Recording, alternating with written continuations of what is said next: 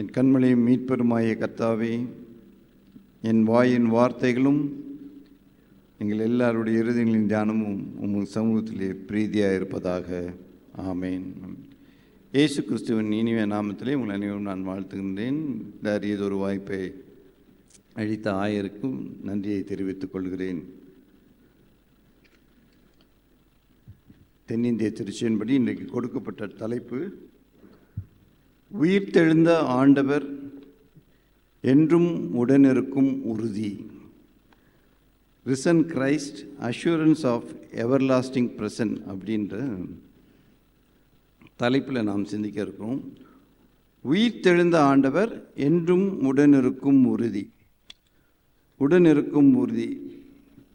வாசிக்க கேட்ட வேத பகுதியிலிருந்து ஒரு சில காரியங்களை நாம் சிந்தித்து அதை குறித்து நாம் தியானிக்க இருக்கிறோம்.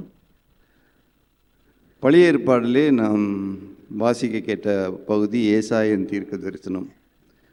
பழைய ஏற்பாடிலே இஸ்ரேல் மக்கள் எகிப்திலிருந்து அடிமையாக இருக்கும்போது ஆண்டவர் அவர்களை கூக்குரலை கேட்டு அவர்களை விடுவிக்கிறார். எதுக்கு விடுவிக்கிறார்? இந்த ஜனத்தை அனுப்பிச்சு விடு, எனக்கு அவங்க ஆராதனை செய்ய வேண்டும் என்று விடுவிக்கிறார். அதனால் இந்த ஜனத்தை எனக்கென்று ஏற்படுத்தினேன், இவர்கள் என் துதியை சொல்லி வருவார்கள்னு சொல்கிறான். விடுவித்த ஆண்டவர் அவருடைய பயணத்திலே எப்பொழுதுமே உடன் இருந்தார் என்பதில் மாற்று கருத்தில்லை. அவர் எப்பொழுதுமே கூடியே தான் வந்துட்டு இருந்தார். மாறாத மனித குணங்கள் அப்படின்றது தான் நம்ம பார்த்து கொண்டே வருவோம். என்னதான் செஞ்சாலும் அவங்க அந்த பழக்க வழக்கத்திலேருந்து மாறவே இல்லை. இப்படி சொல்லுவாங்க, God took them away from Israel from Egypt, but not Egypt out of Israel அப்படின்வாங்க. அது என்ன அர்த்தம்னா, இஸ்ரேல் மக்களை எகிப்திலிருந்து அவர்கள் விடுதலை பண்ணினார். அந்த எகிப்தினுடைய பழக்க வழக்கங்கள், எண்ணங்கள் எதிலிருந்து அவர்கள் வெளியே வரவில்லை. தொடர்ந்து அவங்களுடைய பயணத்தில் பார்க்கலாம். மோசே மலைக்கு ஏறி 10 கட்டளை வாங்க போவார், வர தாமதமாகும். அவர் வருவாரா என்று தெரியல, எங்களுக்கு ஒரு கடவுளை ஏற்படுத்தி கொடுங்கன்னு சொல்லி ஆண்டவரை விட்டு விலகி போய் ஒரு கண்ணுக்குட்டியை உருவாக்குறாங்க. அவர் கோவப்படுறாரு. வணங்கா கழுத்துள்ள ஜனம் அப்படின்னு அவங்கள கலந்துக்கிறாரு. நான் உங்களோட இனிமேல் வரமாட்டேன் அப்படின்றாரு. அப்போ மோசே போய் முறையிடுகிறார். முறையிட்டோன்னு என் பிரசன்னம் உனக்கு முன்பாக செல்லும் அப்படின்னாரு. மாறும் மனிதனுடைய எண்ணங்கள் அவ்வாறு தான் இருக்கிறது. எல்லா சூழ்நிலையிலும் எல்லா காலகட்டங்களிலும் மாறிக்கொண்டே இருக்கிறான் மனிதன். இதுதான் வாழ்க்கை. ஏசாயா எழுதின தீர்க்க தரிசனத்தை புத்தகத்தை நீங்கள் படிக்கிறதுக்கு முன்னாடி நிறைய பேர் சொல்லுவாங்க, எனக்கு இந்த தீர்க்க தரிசன புஸ்தகங்கள்லாம் சரியாகவே புரிய மாட்டேங்குது. நீங்கள் ராஜாக்கள் புஸ்தகத்தையும் தீர்க்க தரிசன புத்தகத்தையும் சேர்த்து படித்தா தான் புரியும். அதில் இருக்கிற ராஜாக்களையும் இந்த தீர்க்க தரிசனையும் நீங்கள் தனியாக பிரித்து படிக்கிறீங்கன்னா உங்களுக்கு புரியாது தான். அதுதான் ரொம்ப கஷ்டமாக இருக்கும். தீர்க்க தரிசனம் புத்தகம் படிக்கிறதுக்கு ஒரு சின்ன இன்ஃபர்மேஷன் மட்டும் கொடுக்குறேன், அதை நீங்கள் புரிஞ்சுக்கோங்க. சிறையிருப்பை மையமாய் கொண்டு தான் தீர்க்க தரிசனம் வரும். சிறையிருப்பில் இருந்தபோது எழுதின புத்தகம் எசேக்கியேல், தானியேல். சிறையிற்கு அப்புறமா எழுதின புஸ்தகம் தான் ஆகாய், சகரியா, மல்கியா. அப்போ மீதி எல்லா தீர்க்க தரிசன புஸ்தகங்களும் சிறையிருப்புக்கு முன் அப்படின்னு கூட வச்சுக்கலாம். அதில் 3 தீர்க்க தரிசிகள் பிரதேசத்துக்கு தீர்க்க சொன்னாங்க. ஒபதியா, யோனா, நாகும். அப்படியே ஒவ்வொன்றா பிரித்து படிக்கணும். ஏன் தீர்க்க தரிசன புஸ்தகம் புரியலன்னா, எந்த ராஜாக்களில் அவங்க தீர்க்க தரிசனம் சொன்னாங்கன்றது தெரியலனால தான் நம்மளுக்கு பிடிக்கல. ஏசாயா 1:1 எடுத்தவங்க யாராவது வாசிங்க.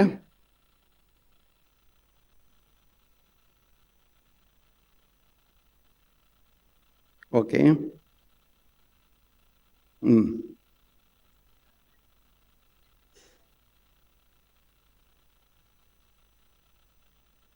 ஓகே. யூதாவையும் எருசலேம் கொண்ட தீர்க்க தரிசனம். ஒரு தீர்க்க தரிசன புஸ்தகம் வாசித்தீங்கன்னா அந்த முதல் வசனத்திலேயே அது ரொம்ப தெளிவாக சொல்லும். மீகா 1:1 வாசிங்க.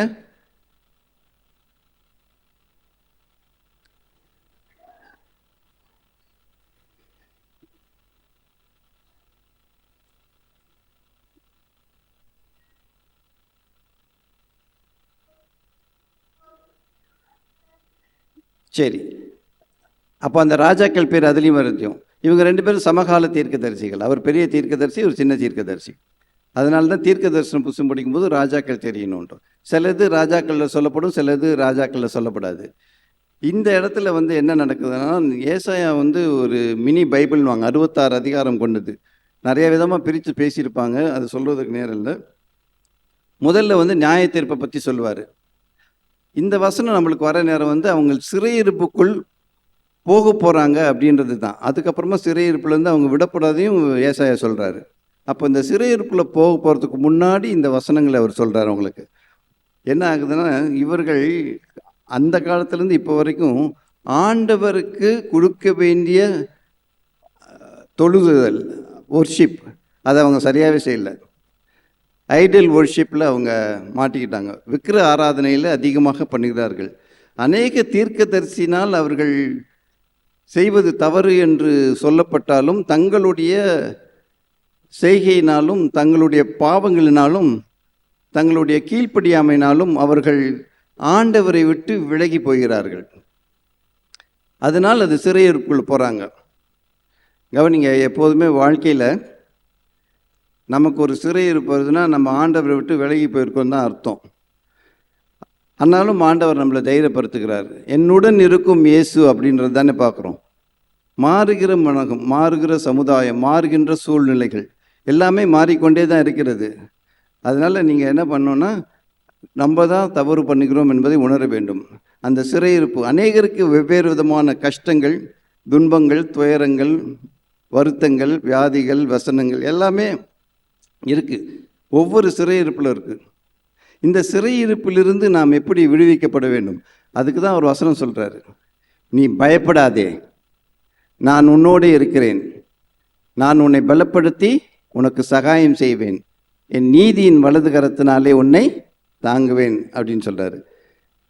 பயம் அப்படின்றது தான் ரொம்ப பிரச்சனையாக இருக்குது. ஏன்னா நம்ம சூழ்நிலையை கண்டு பயப்படுறோம், பிரச்சனையை கண்டு பயப்படுறோம், வியாதியை கண்டு பயப்படுறோம், மரணத்தை கொண்டு பயப்படுகிறோம். எல்லாமே பயம். அப்போது அந்த விசுவாசம் குறைகிறது. பயமும் அவ்விசுவாசமும் எப்போதும் சேர்ந்தே தான் இருக்கும். நீங்கள் பயப்படாமல் தைரியமாக இருந்தீங்கன்னா, அதை தான் சொல்கிறாரு, பயப்படாதேன்றாரு. பயப்பட வேண்டிய ஆண்டவருக்கு நாம் பயப்படலை. ரொம்ப நல்லா கவனிங்க, பயப்பட வேண்டிய ஆண்டவருக்கு நாம் பயப்படல, பயப்படக்கூடாத எல்லாத்துக்கும் பயப்படுறோம். ஏன்னா பயம் வந்து அப்படி தான் நம்மளை இழுத்து கொண்டு போய்விட்டது. உண்மையாலுமே நாம் ஆண்டவருக்கு பயந்தோம் என்றால் இதுக்கெல்லாம் பயப்பட மாட்டோம். ஏன்னா அவர் உன்னோடு இருக்கிறார் என்ற விசுவாசத்திலே நாம் உறுதியாக இருப்போம். மாறும் மனிதர்களிடத்தில் ஆண்டவர் எப்படி இருக்கிறாரு? மாறாத ஆண்டவராக இருக்கிறார். மாறும் மனிதன், ஆனால் ஆண்டவரோ மாறாதவர். இயேசு கிறிஸ்து நேற்றும் இன்றும் என்றும் மாறாதவராக இருக்கிறார். அப்போ இயேசு கிறிஸ்து நேற்றும் இன்றும் என்றும் மாறாதவராக இருக்கிறார் என்று நீங்கள் விசுவாசிக்கும் போது அப்போ ஏன் பயப்படுறோம்? விசுவாசத்தில் குறை உள்ளதுனால தான் நாம் அப்படி நினைக்கிறோம். அவர் எதிலே மாறாதவர்? அவர் சொல்ல ஆகும், கட்டளையிட நிற்கும். அவர் சொல்லிலே மாறாதவர். அதெல்லாம் என்னாமத்தில் பிள்ளையாமன்னு சேர்க்கும்போது, பொய் சொல்ல தேவன் மனிதன் அல்ல, மனம் மாற அவர் மனுபுத்திரனும் அல்ல, அவர் சொல்லியும் செய்யாதிருப்பாரோ வசனித்தும் நிறைவேற்றாதிருப்பாரோ என்று சொல்லுகிறார் ஆண்டவர். அப்பேற்பட்ட ஒரு ஆண்டவர் சொல்கிறாரு, என்னால் செய்யக்கூடாத அதிசயமான காரியங்கள் உண்டு. முதல்ல சொல்லில் மாறாதவர், அவர் அதிசயங்கள் செய்வதிலே மாறாதவர். எரேமியாவில் அவர் சொல்லுகிற வசனம் இதுதான், இதோ நாம் மாம்சமான யாவனுக்கும் தேவனாகிய கர்த்தர், என்னாலே செய்யக்கூடாத அதிசயமான காரியம் உண்டோ அப்படின்றாரு. உண்மையாலுமே அதிசயமான காரியங்கள் நம்முடைய வாழ்க்கையில் ஆண்டவர் அநேக அதிசயமான காரியங்கள் செஞ்சிருக்கார். நம்மோடு இருக்கிறார். உன்னோடு இருக்கிற ஆண்டவரை நாம் எப்படி புரிந்து கொள்வது? உங்கள் கஷ்டங்கள் மத்தியிலும், துன்பங்கள் மத்தியிலும், வியாதிகள் மத்தியிலும், வருத்தங்கள் மத்தியிலும் ஆண்டவர் சொல்லுகிறார், நான் உன்னோடு இருக்கிறேன் அப்படின்றது. நீங்கள் எப்போதுமே வந்து நம்மளுக்கு ஒரு சோர்வு எப்போ வரும்? கஷ்டம், கவலை, துக்கம், துயரம். அவர் சொல்றார், வருத்தப்படாதே அப்படின்றார். வருத்தப்பட்டவர்களை நீங்கள் எல்லோரும் என்னிடத்தில் வாருங்கள்ன்றார். அவர் பாவம் கூப்பிட்டு பார்ப்பார். அந்த பிள்ளைங்களும் சரியாக தான் நாடகம் வந்து போட்டாங்க. இயேசு வரதான் செய்வார், நம்ம அவரை கூப்பிடுறதில்லைன்ற கதையாக தான் இருக்குது. அப்போ வருத்தப்படுகிறவர்களுக்கு எல்லோருக்கும் ஆண்டவர் சொல்லுகிற வார்த்தை என்னவென்றால், நான் உன்னோட கூட இருக்கிறேன். நிறைய நேரங்களில் ஒரு பயம், ஒரு கலக்கம் வரும், மரண பயம் வரும், எல்லாமே வரும். வியாதி வந்துச்சுனாலே ஒரு பயம் வந்துச்சு. நான் ஏற்கனவே சாட்சி சொல்லிட்டேன். என்னுடைய வாழ்க்கையிலே ஒரு நடந்தது பெரிய ஒரு சர்ஜரி. அநேகர் சாட்சி சொல்லலாம். அப்போது வசனம் தான் என்ன பண்ணுச்சு, நம்மளை பலப்படுத்தும். வாழ்க்கையை பலப்படுத்துவதற்கு வசனம் ரொம்ப முக்கியம். இந்த வசனம் தான் நம்மளை வந்து வாழ வைக்கும். இந்த வசனம் தெரியணும். பிள்ளைகளுக்கு வசனத்தை சொல்லிக் கொடுக்கறது ரொம்ப அவசியம். அதனால் அவர் அதிசயங்கள் செய்கிறவராக இருந்தார். சொல்லிலே மாறாதவர், செயலிலே மாறாதவர், அவர் நம்மேல் வைத்த அன்பிலே மாறாதவர். தேவன் அன்பாகவே இருக்கிறார்னு வசனம் சொல்லுது இல்லையா?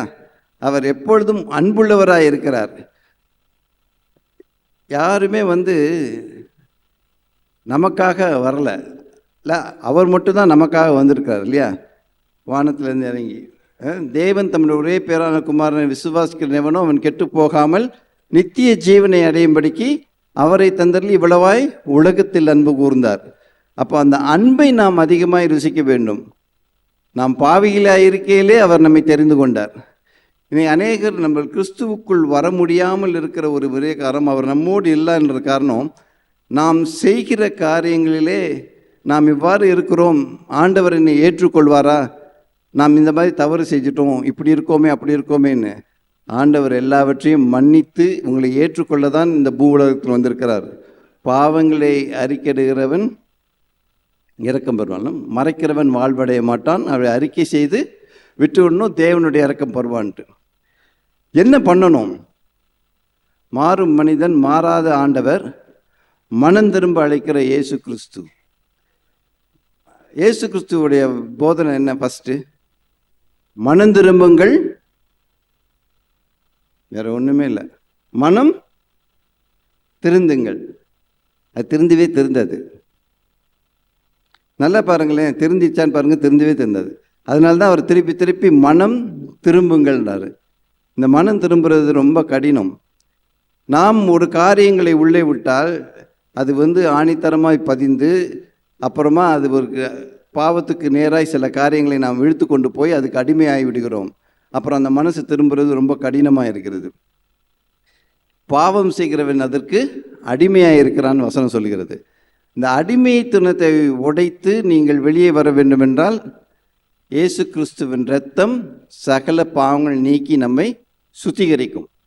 இதுதான் ரொம்ப முக்கியமான உண்மை. உன்னுடைய இரத்தத்தினாலே நாம் கழுவப்பட்டு சுத்திகரிக்கிறோம்னு விசுவாசிட்டிங்கன்னா அந்த பாவத்தினுடைய இதிலிருந்து நாம் விடுதலை பெறுவோம். இது நமக்கு ரொம்ப முக்கியம். அநேகர் சொல்கிறத நம்ம திருப்பி அறிக்கையிடுறோம். அறிக்கையிடாமல் செய்யத்தக்கலை செய்யாமல் செய்யத்தகாதலை செய்து வந்தோம், எங்களுக்கு சுகமே இல்லை. வாரம் அறிக்கையிடுறோம்ல. எங்கள் இருதயத்தின் நினைவினாலும் வார்த்தையினாலும் விரோதமாய் பாவம் செய்தோம். இதெல்லாம் கரெக்டு தான். ஆனால் போக மாட்டேங்குதே, திருப்பி செஞ்சுக்கிட்டே தானே இருக்கோம் அப்படின்னு ஒரு கேள்வி வரதானே சார். இங்கே தான் அந்த மனம் திரும்புதலை குறித்து ஆண்டவர் அதனால தான் சொல்கிறாரு, உங்கள் மனசு தான் எல்லாத்துக்கும் காரணம். நீங்கள் கவலைப்படுறதுனாலும் சரி, சந்தோஷமாக இருக்கணுனாலும் சரி, தப்பு செய்யாமல் இருக்கிறதுனாலும் சரி, சரியாக செய்கிறதுனாலும் சரி, அது எல்லாத்துக்கும் மனம் ஒன்று தான் காரணம். அதனால தான் அவர் சொல்கிறாரு, மனம் திரும்புங்கள், பரலோக ராஜ்யம் சமீபமாக இருக்குது என்றார். ஆண்டவர் நம் சமீபத்தில் எப்பொழுதும் இருக்கிறார். நான் உன்னை விட்டு விலகுவதும் இல்லை, கைவிடுவதும் இல்லைன்னு சொல்லியிருக்காரு. அப்படிப்பட்ட ஆண்டவர் நம்மோடு இருக்கிறார். நமக்கு இந்த பயம் வந்து நம்ம ஆண்டவர்கிட்ட தூரம் இருக்குது. தேவனுக்கு பயந்து அவருடைய காரியங்களை நாம் நேர்த்தியாக செய்யும்போது அவர் நம் அருகில் இருக்கிறார் என்பதை நாம் உணர்ந்து கொள்ள முடியும். அன்புக்குரியவரே, இயேசு கிறிஸ்து நேற்றும் இன்றும் என்றும் மாறாதவராயிருக்கிறார். வாழ்க்கையிலே சூழ்நிலைகள் மாறலாம், சந்தர்ப்பங்கள் வரும், சூழ்நிலை வரும், பிரச்சனைகள் வரும், எல்லாமே மாறிக்கொண்டே இருக்கும் உலகம்தான். ஆனால் ஒன்றை நாம் விசுவாசிக்க வேண்டிய வேண்டும், மாறாத இயேசு நம்மோடு இருக்கிறார் என்பதை விசுவாசிக்கணும். ஆமேன், ஆமேன் சொல்லுங்க, ஆமேன். அதை நாம் விசுவாசித்து அவர் பாதையிலே நான் நடந்தோம்னால் இதெல்லாம் ஒன்றுமே இல்லை, எளிதாய் நாம் கடந்து செல்ல முடியும். உங்களுக்கு உபத்திரங்கள் உண்டு, அவர் உபத்திரம் இல்லைன்னு சொல்ல, உங்களுக்கு உபத்திரங்கள் உண்டு, திடன் கொள்ளுங்கள், நான் உலகத்தை ஜெயித்தேன்னு சொல்லியிருக்காரு. வசனம் நம்ம வாழ்க்கையில் இருந்துச்சுன்னா நாம் அதை போராடி அவர்களுக்கு எதிர்த்து, சத்ருவை எதிர்த்து நாம் வெல்ல முடியும். அதனால் வசனத்தை நன்றாக படியுங்கள். ஆண்டவரோடு நீங்கள் அநேக நேரம் நாம் இடைபடுவதிலே குறைவுள்ளவர்களாய் காணப்படுகிறோம். எப்படி நாம் வாழ்க்கையில் நம்மை சரி செய்து கொள்வது என்றால், ஜெபத்தினாலும் வேத வசனத்தினாலும் அன்றி வேறு ஒன்றுனாலும் செய்ய முடியாது. அப்போ அதிகமாய் நாம் அதை படிக்க வேண்டும். நம்மளுடைய சூழ்நிலை நேரமே இல்லைங்க, அவ்வளோ டைட்டாக இருக்குது, பிஸ்னஸ்னாலும் சரி வேலைலாம், அப்படி சொல்லாதீங்க. Give some time to God. அவருடைய பிரச்சனத்தில் இருங்க, அவர் காட்டுற வழியில் செல்லுங்க. பிரச்சனைக்குள் மாட்டிக்கொண்டு ஆண்டவரிடம் போவதை காட்டிலும் அந்த பிரச்சனைக்குள் போகாமல் இருப்பதற்கு ஆண்டவர்கிட்ட கேட்டனார், அதற்குரிய காரியங்களை அவர் அழகாய் சொல்லி கொடுப்பார். Life is very short, you want to be happy on that அப்படின்னா கிறிஸ்து தான் இருக்க முடியும். சந்தோஷமாக இருக்க வேண்டும் என்றால் கிறிஸ்து உங்கள் உள்ளத்தில் இருக்க வேண்டும். வேறு எதெல்லாம் உள்ளத்தில் இருக்கிறனால தான் உங்களுக்கு அந்த சந்தோஷம் வரல. அநேக காரியங்களில் நம்ம வருத்தப்படுகிறது, அதனால தான் நாம் சந்தோஷம் இருக்கிறார். மனம் திருந்தி ஆண்டவரை நோக்கி பார்த்து ஆண்டவருடைய வார்த்தையை நாம் உட்கொண்டு வாழும்போது அந்த வார்த்தை நம்ம மத்தியில் கிரியை செய்யும். இந்த நாளிலும் கிதியோன் அவங்க அந்த வசனத்தை குறித்து அவர்கள் அநேக சாட்சிகள் சொல்லுவார்கள். அப்பொழுது உங்களுக்கு அதை பற்றி அது தெரியும். ஒவ்வொரு காலகட்டங்களிலும் ஒவ்வொரு நேரங்களிலும் ஆண்டவர் நம்மை வழிநடத்துகிறார் என்று, நம்முடன் இருக்கிறார் என்று நாம் உணர வேண்டும். Feel the presence of God. எப்போதுமே கஷ்டப்படும் போது நம்ம ஆண்டவரை நோக்கி பாருங்கள், அப்பொழுது அதிலிருந்து உங்களுக்கு விடுதலை கொடுப்பார். கர்த்தர் எப்பொழுதும் நம்மோடு இருக்கிறார் என்பதை நாம் உணரணும். அவர் உயிர் தெழுந்த ஆண்டவர். ஆண்டவர் நேற்றும் என்றும் மாறாதவர் இருக்கிறார். அவர் மரித்து 3ஆம் நாள் நம்ம மத்தியிலிருந்து உயிர் தெழுந்து இன்னும் பிதாவின் வலது பாசத்தில் வீட்டுக்கு நமக்காக பரிந்து பேசுகிற ஒரு ஆண்டவராக இருக்கிறார் என்பதை நீங்கள் உணரும்போது கர்த்தர் நம்முடைய எல்லா கஷ்டங்களிலும், எல்லா துயரங்களிலும், எல்லா துன்பங்களும் நம்மளை விடுவித்து அவர் நம்மோடு இருக்கிறார் என்பதை உறுதி செய்து கொள்ளலாம். கர்த்தர் தாமே இந்த வசனங்களை ஆசீர்வதிப்பாராக. ஆமீன்.